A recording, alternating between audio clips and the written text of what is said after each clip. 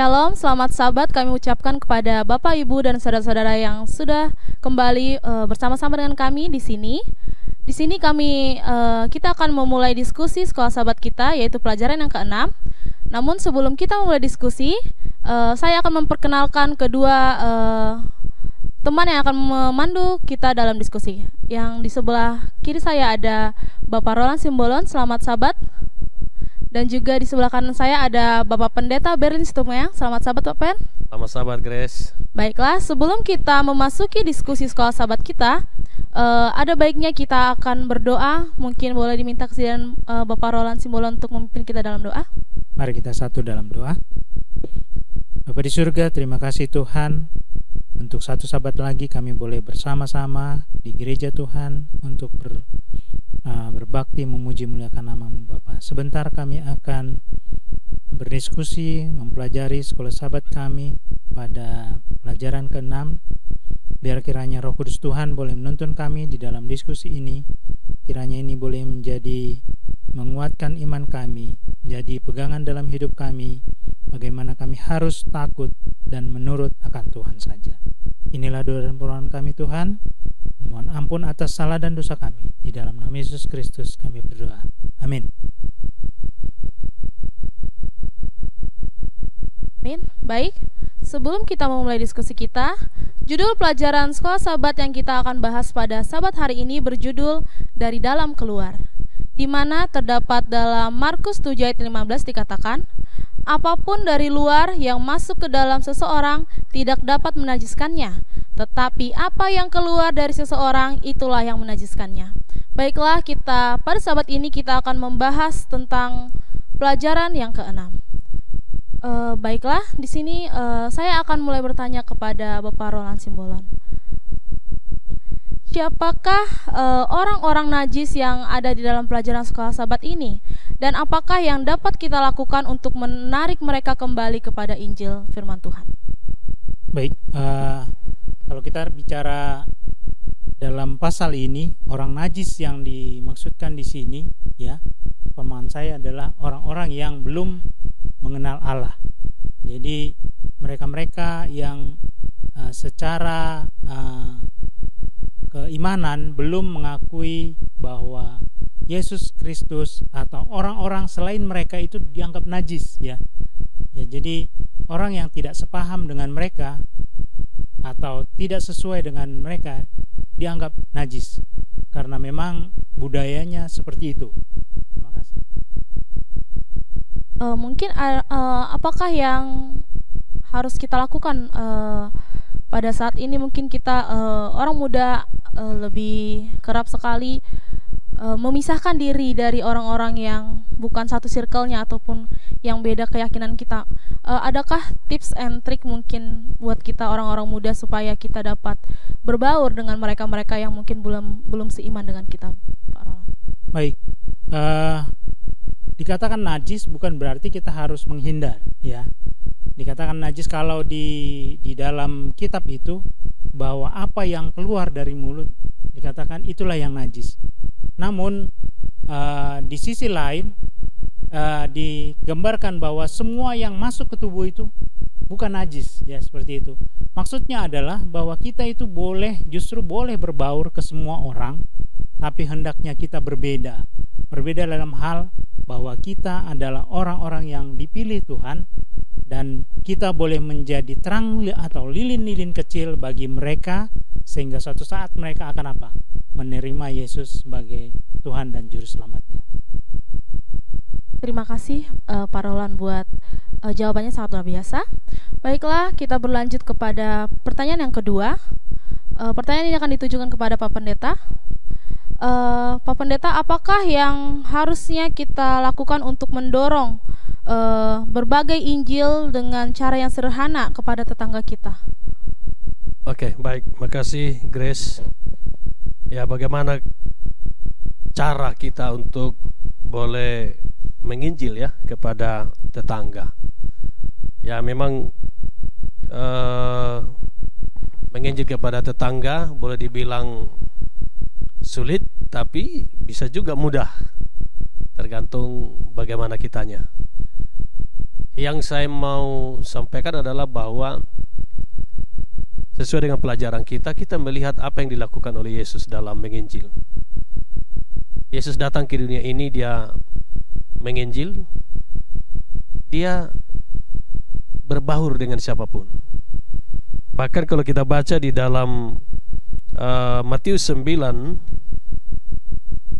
ayat 35, ya, Matius 9 ayat 35 dikatakan begini, demikianlah Yesus berkeliling ke semua kota dan desa, ia mengajar dalam rumah-rumah ibadat dan memberitakan Injil kerajaan sorga, serta melenyapkan segala penyakit dan kelemahan.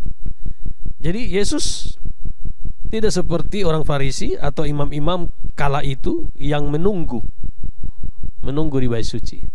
Tapi Yesus berkeliling dari kota ke kota, dari desa ke desa. Dia menemui setiap orang, siapapun. Kalau kita melihat pelayanan Yesus, dia bertemu dengan orang-orang sederhana, bahkan orang-orang miskin, orang-orang yang menderita penyakit, dan melihat keadaan mereka lalu membantu mereka. Jadi kita juga sebagai umat Tuhan di lingkungan kita belajar dari Yesus, tentunya dengan bersahabat. Kita jadikan tetangga kita itu menjadi sahabat, itu yang pertama. Ada cara-cara tertentu yang boleh kita lakukan bagaimana supaya kita bisa dekat dengan tetangga kita. Kemudian setelah kita bersahabat, tentu kita boleh berbaur, ya, bersahabat, berbaur di lingkungan. Ya, saya biasa setiap malam minggu ada di pos pertemuan, ya, kebersamaan. Ya, kita bersama di situ, kita bermain bersama, bisa menonton bersama, bercerita bersama. Kemudian setelah itu, kalau kita sudah dekat, sudah berbaur, ya kita coba mengasihi mereka. Mungkin ada yang perlu kita boleh bantu mereka. Ada banyak kesulitan orang. Ya, mungkin kita bisa membantu hal-hal yang mampu untuk kita bantu. Memberikan perhatian kepada orang itu. Kemudian biasanya ketika itu sudah boleh terjadi, mereka akan bertanya, siapa kita? Ya, apa agama kita? Nah, disitulah ketika mereka bertanya, ya kita menjelaskan siapa kita, bahwa kita adalah umat Tuhan, kita adalah orang Kristen pengikut Yesus.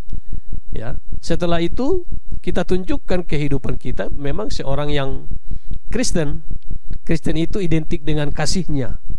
Jadi kita harus tunjukkan bahwa kita orang yang kasih, baik dari perbuatan, baik dari kata-kata, ya, cara kita bicara tidak sama dengan mereka. Kita bicara dengan kasih dan hal-hal yang lain. Ya, setelah itu suatu saat akan ada masanya ketika kita sudah bisa bicara tentang Injil kepada orang tersebut. Tinggal menunggu waktu Tuhan untuk kita boleh berbicara tentang Injil. Mungkin itu yang boleh saya berikan trik atau cara bagaimana kita menginjil kepada tetangga, cara khusus orang-orang yang mungkin berbeda keyakinan dengan kita. Makasih. Baik, terima kasih Pak Pendeta. Kita kembali ke pelajaran kita. Dalam Markus 8 ayat 1 sampai 10 kita dapat melihat dalam ayat itu mengenai memberi makan 4.000 orang. Perbedaan apakah yang muncul terhadap penafsiran ayat ini? Bahwa orang banyak tersebut kemungkinan besar adalah orang yang bukan Yahudi. Mengapa tidak ada bedanya? Mungkin boleh Pak Roland kita menjelaskan sedikit. Baik, kalau kita bicara tentang ayat ini, ya, di mana Yesus memberi makan 4.000 orang, ya, kalau di ayat ini dikatakan hanya dengan 7 bakul roti dan ikan, ya, dikatakan di sini. Nah, lalu penginjilan itu dimulai dengan apa? Memberi makan. Karena apa? Tidak mungkin orang-orang ini sudah 3 hari mengikuti Yesus. Pasti mereka lapar. Yesus tahu itu. Dikatakan apa? Tidak mungkin saya suruh mereka pulang. Ya, tidak mungkin saya suruh mereka pulang. Dalam hal memberi makan adalah bagian dari apa? Dari bentuk perhatian Allah. Dan yang mengikut Yesus tidak dipilih-pilih. harus orang Yahudi atau apa. Semua orang berbondong-bondong akan apa? Mengikuti Yesus. Dan itu bukan yang ditarik, tapi mereka memang rindu ingin dekat dengan Yesus. Padahal mungkin mereka orang-orang itu belum mengerti, dan bahkan mereka justru menyangkal bahwa Yesus itu bukan anak Allah, ya, dikatakan seperti itu. Namun kita bisa melihat bagaimana sifat Allah melalui Yesus itu seperti matahari. Ya, kalau kita lihat matahari, dia tidak memilih lokasi mana yang mau disinari, ya. Begitulah kasih Yesus. Di ujung dunia manapun, matahari itu akan apa? Bersinar. Dengan apa? Rotasinya, ya. Dan dia bersinar bukan hanya kepada orang-orang yang mengenal Kristus, mengenal Yesus. Dia bersinar untuk seluruh bumi, ya. Begitu juga dengan pelayanan yang dinyatakan oleh Yesus di sini. Dia memberi makan orang tanpa harus menanyakan apakah dia Yahudi atau bukan. Yang pasti mereka sudah lapar dan harus kenyang, ya. Dalam hal penginjilan pun saya perhatikan, inilah metode penginjilan yang saya lihat dilakukan. Dalam hal apa? Kalau kita menginjil, jangan hanya memenangkan jiwa, kita harus juga memperhatikan kebutuhannya, seperti yang dikatakan pendeta tadi, ya. Belum tentu semua orang yang kita injili itu berpenghasilan atau memiliki cukup untuk makan, ya. Lalu apa? Ada bentuk perhatian dari gereja. Dari apa? Bergotong royong mengumpulkan apa yang bisa diberi dari masing-masing jemaat atau secara pribadi, dikumpulkan, apakah itu pakaian ataukah itu beras, lauk pauk, ya, sandang pangan. Itu bukan harus dengan jumlah yang besar. Perhatian pun menjadi bagian dari apa? Bentuk dari kasih yang diajarkan Tuhan. Mungkin itu yang bisa saya sampaikan. Makasih. Baik, terima kasih Pak Parolan. Kita kembali lagi ke pelajaran kita. Di sini ada sedikit pertanyaan Pak Pendeta. Bagaimanakah kita dengan giat dapat melindungi diri kita sendiri dari keinginan bawaan yang kita semua miliki sebagai makhluk yang telah jatuh untuk meninggikan diri kita sendiri, Pak Ben? Oke, baik, makasih. Jadi memang sifat manusia yang dibawa sejak lahir adalah ingin menonjol, ingin dikenal, ya, ingin di depan. Semua manusia biasanya seperti itu. Kita tidak mau di belakang. Kita mau siapapun kita, gitu ya, dikenal. Dan seringkali ini kalau kita tidak hati-hati membawa kepada, dikatakan di pelajaran pertanyaan tadi, meninggikan diri, ya, meninggikan diri. Ini adalah dosa yang sangat merusak. Ingat bahwa iblis jatuh dalam dosa, Lucifer, ya, Lucifer jatuh ke dalam dosa karena kesombongan, tinggi hati. Dia ingin menyamai Tuhan sebagai pencipta. Dia lupa bahwa dia adalah apa? Cipta. Dia lupa bahwa dia adalah ciptaan. Kalau kita baca di dalam Yesaya 14, ya, ayat 12 sampai 14, firman Tuhan katakan, "Wah, engkau sudah jatuh dari langit, hai bintang timur putra fajar, engkau sudah dipecahkan dan jatuh ke bumi, hai yang mengalahkan bangsa-bangsa. Engkau yang tadinya berkata dalam hatimu, aku hendak naik ke langit, aku hendak mendirikan tahtaku, mengatasi bintang-bintang Allah, dan aku hendak duduk di atas bukit pertemuan, jauh di sebelah utara. Aku hendak naik mengatasi ketinggian awan-awan, hendak menyamai yang maha tinggi." Ini dia. Hati-hati. Jadi dosa kesombongan adalah dosa yang sudah menjatuhkan Lucifer. Dan seringkali ini terjadi dalam kehidupan kita sebagai umat Tuhan. Kita menganggap bahwa dosa yang besar itu adalah dosa membunuh, dosa berzina. Tapi kita lupa bahwa sesungguhnya Lucifer justru jatuh bukan dosa dalam hal itu, tapi karena dosa kesombongan, tinggi hati. Nah, bagaimana caranya supaya kita tidak sampai tinggi hati? Coba kita lihat bagaimana Yesus. Yesus adalah Allah yang maha tinggi. Dia pencipta langit dan bumi. tapi dia mengosongkan dirinya. Dia datang ke dunia ini. Dia katakan, aku datang untuk melayani. Aku datang bukan untuk dilayani, tapi untuk apa? Untuk melayani. Dia dijadikan seperti hamba, untuk boleh berbaur, boleh bersahabat dengan manusia, orang berdosa, dan akhirnya dia boleh menyelamatkan manusia. Oleh karena itu, hal-hal yang perlu kita jaga agar jangan sampai hal itu terjadi. Tinggi hati, ya, di dalam diri kita adalah hati-hati memuaskan diri, hati-hati dengan keegoisan, ya, hati-hati dengan menyatakan bahwa kita lebih hebat dari yang lain. Hendaklah kita sebagai anak-anak Tuhan, sebagai umat Tuhan, sebagaimana Kristus merendahkan dirinya, datang ke dunia ini bahkan mati, hendaklah kita juga seperti itu. Mau merendahkan hati, merendahkan diri satu dengan yang lain, bahwa orang lain lebih penting. Kadang-kadang kita harus berpikir bahwa orang lain lebih penting daripada diri kita sendiri, sehingga kita tidak jatuh ke dalam dosa. Mungkin ini yang boleh saya sampaikan. Makasih. Terima kasih Pak Pendeta. Baiklah, tidak terasa kita sudah sampai di penghujung diskusi Sekolah Sabat kita pada Sabat hari ini.